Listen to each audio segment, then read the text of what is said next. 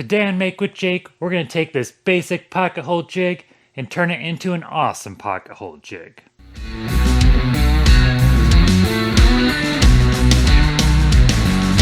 What's up everybody, welcome to Make with Jake. I'm Kreg, and today I want to show you this super duper easy to build DIY Kreg jig base for your Kreg R3 system. What I have here is a Kreg R3 pocket hole jig system, and what I've done is made a base for it that basically converts it into a K3 or K4 type of Kreg jig.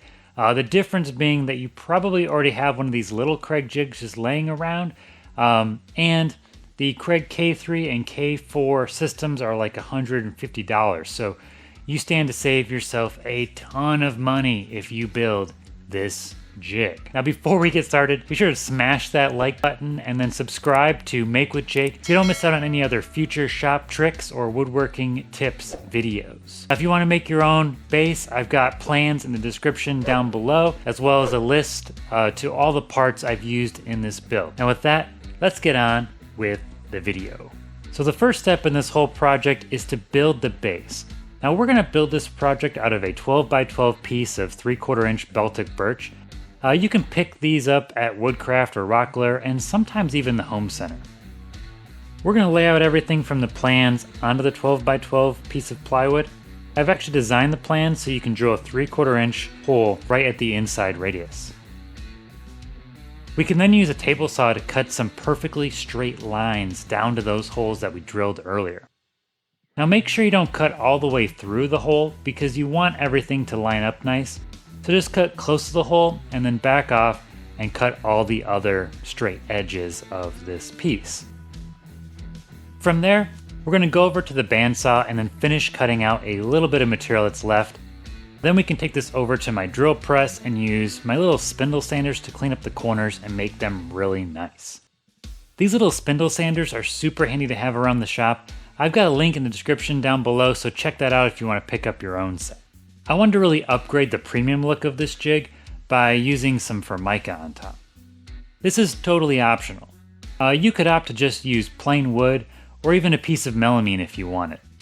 But I've been using Formica because it's way cheaper than that really nice black melamine coated plywood they have at Woodcraft. Formica is like 50 bucks for a 4x8 sheet. It's super duper durable and you can stick it to just about everything. Just slather on some contact cement and go. With the contact cement dried, we can go ahead and use a flush trim bit to trim all the way around the jig, and then use a chamfering bit to clean up the Formica and ease over the edges. Now we're going to set this aside and work on the next piece. The next step is to build the block that actually holds the Kreg jig.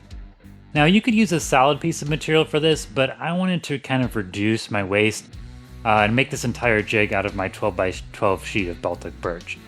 So I used the waste cutouts from the T-shape, and I'm going to cut them down and glue everything together into a nice big solid block. You'll notice that these pieces like to slip around a lot when you try to glue them together. There's a lot of different tips and tricks to try and counteract this, but kind of what I've been doing lately for these smaller pieces is just using extra clamps to clamp the edges flush.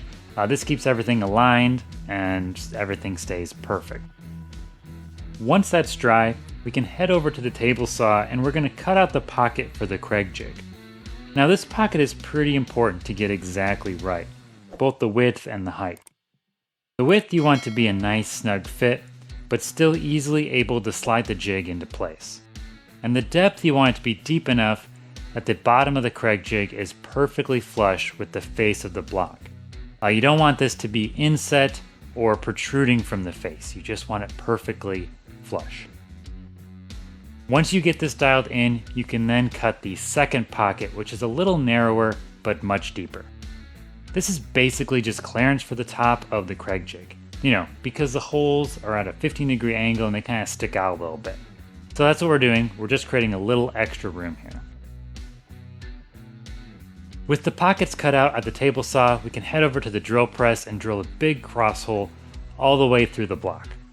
Now this will be used for the bolt that actually clamps everything together, so make sure that your drill press is perfectly aligned unlike my drill press, which is a little off. I'd use a twist drill bit to kind of open up the holes a little bit so that the bolt would actually slide through nicely.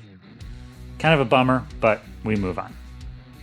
To ensure alignment and perfect fit on the Kreg jig, what we're going to do now is, before finishing the block, we're going to grab the base and then mark where we want the fasteners to go through the bottom of the base and into the block. Pre-drill and countersink these holes and then clamp the block to the base and run some drywall screws into the bottom of the main block. Quick tip, and just a tip. I recommend putting a little bit of wax on the drywall screws before you insert them. This is going to make them go in a lot smoother.